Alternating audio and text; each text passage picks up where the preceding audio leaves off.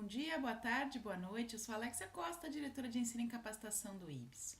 Hoje nós abordaremos a parte 3 de um estudo que foi realizado na Pensilvânia, que abordou cerca de 265 notificações relacionadas à literacia ou educação em saúde do paciente.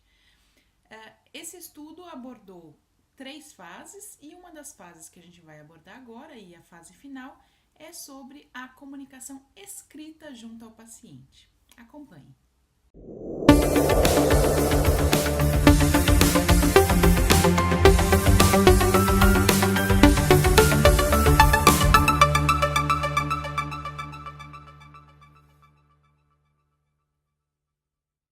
Bem, a gente sabe que estratégias escritas podem ajudar e muito a melhorar a compreensão do paciente e o próprio engajamento desse paciente nos seus cuidados.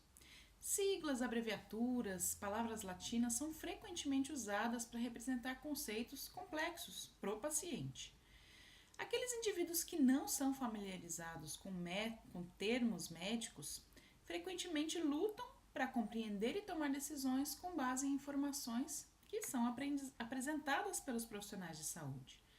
Falhas de comunicação podem contribuir para eventos graves, incluindo perda permanente da função e até mesmo a morte do paciente. É importante a gente acompanhar o que esse estudo contemplou como medidas preventivas relacionadas à comunicação escrita e que devem ser implementadas pelas organizações de saúde para diminuir riscos relacionados a esse tipo de paciente. Então, são 8 importantes orientações que o estudo contempla. Vamos lá, cada uma delas. A primeira é explicar a finalidade de documentos para o paciente e manter uma descrição simples. O paciente precisa de palavras simples, palavras que um leigo conheça, um leigo consiga compreender, e não palavras e termos médicos que não possam ser traduzidos para ele. A segunda orientação é dar a informação mais importante em primeiro lugar, descrevendo quais são as ações a serem tomadas pelo paciente e explicando a sua importância.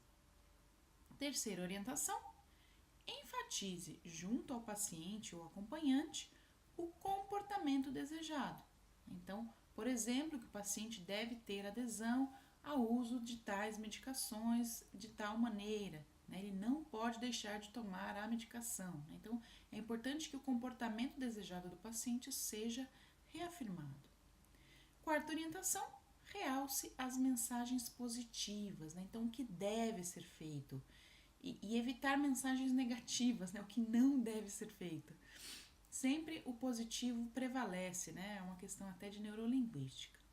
Quinta orientação, escrever em frases breves, curtas, de 10 a 15 palavras por frase, de 3 a 5 frases, no máximo. Então, esse é o máximo que o estudo conseguiu conceber como ideal para que o paciente compreenda a informação que é mais importante.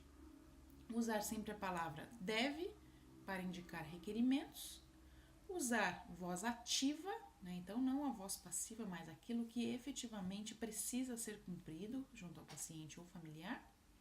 E a oitava orientação, o ideal, segundo os autores, é usar uma fonte simples, tamanho 14, evitando então o uso de palavras em itálico, aquela palavrinha que fica tortinha, que as letrinhas ficam meio inclinadas, porque isso dificulta o entendimento pelo paciente, ok? Então, um estudo aí bastante interessante que abordou não só a comunicação escrita, mas outros tipos de comunicação também, que vocês podem conferir nos 2 vídeos anteriores a esse. As dicas que o IBS traz hoje, relacionadas à comunicação escrita e literacia do paciente, são: primeira delas, implemente ações para aprimorar a legibilidade de registros médicos escritos. Claro que não só a gente fala registros médicos, mas contemplando, obviamente, toda a equipe multidisciplinar, mas o foco maior sempre vai ser o médico, porque é aquele que, em geral, acaba tendo a letra mais complicada, nos registros médicos acaba utilizando muitas siglas, então é importante a gente ter ações organizacionais para melhoria dessa legibilidade. Segunda dica, formalize folders orientativos para assuntos gerais, mas sempre deixando campos em branco para que orientações específicas para aquele paciente possam ser contempladas. Muitas vezes aquele paciente em especial é um paciente que tem uma dificuldade maior de deglutição, por exemplo. Então pode ser que para aquele caso específico hajam orientações muito referenciadas para aquele caso do paciente, que é preciso então um campo para que nesse folder ou nesse descritivo o profissional de saúde possa incluir informações adicionais, tá? Sempre respeitando aquelas regrinhas, as 8 regrinhas que a gente acabou de ver nesse estudo, né? Especialmente o uso da linguagem bastante simples.